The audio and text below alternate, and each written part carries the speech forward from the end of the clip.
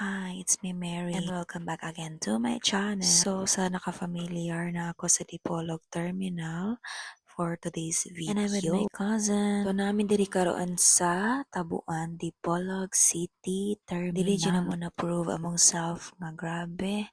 Utan na gyud ang gina-crave dili na. Huy, lingaw kaya may pananaw sa mga gulay diri guys. Ga-green gyud siya, colorful kaayo, busog kaayo sa mata. Tawa pag na ilang talong dira ulutong kayo sa puno si Angkol oy sa mukan palit kayo. Palit na lang puta og lamas no kay mahal kay sa among dapit, layo man gud ang mga palengke didto guys. So may na lang malipay si mama ug papa pagdala na mo og gulay. Dili jud na mo na proof nga dili na jud mi bata guys. Sudan na mo gina-crave, among gina-priority dili na pang pagwapa.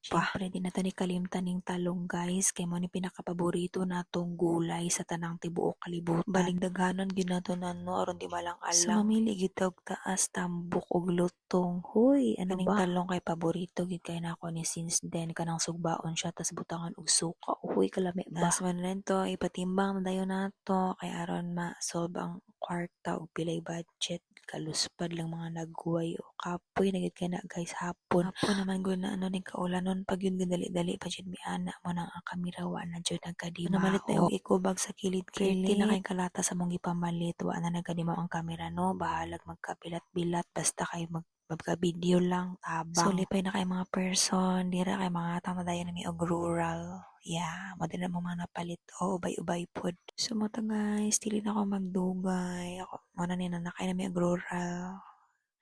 Kapuyag voice over oy tabang.